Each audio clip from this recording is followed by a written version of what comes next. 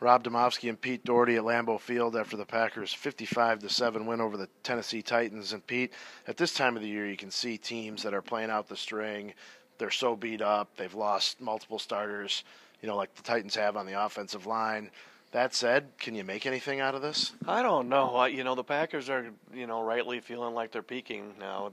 We're at the end of the season. You win by, 48 points.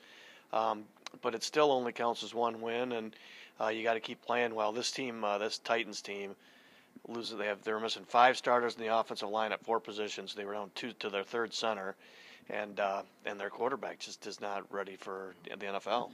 We've talked all year about the danger of using a guy like Randall Cobb on special teams, and today it kind of bit him because he hurt his ankle on a punt return. I mean, maybe coaches will never learn, but do you think this changes anything with their philosophy going forward? Probably not. A lot of teams do it. Belichick does it. I mean, a lot of teams do. I wonder if that's something they'll be looking for in the draft is a return man, so they can get Cobb off that. He's become their number one option in the passing game. He's surpassed Jennings in that. So. Maybe it'll change the draft next year. The Packers wrap it up next Sunday at Minnesota. The playoff picture, you probably know it better than I do. What exactly is at stake next week? Well, I don't know all the ins and outs because we can't figure out who the 6th seed would be right now.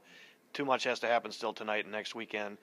If the Packers are no worse than number 3 seed, and if they win next week and the 49ers lose either tonight or next week, the Packers are the number 2 seed.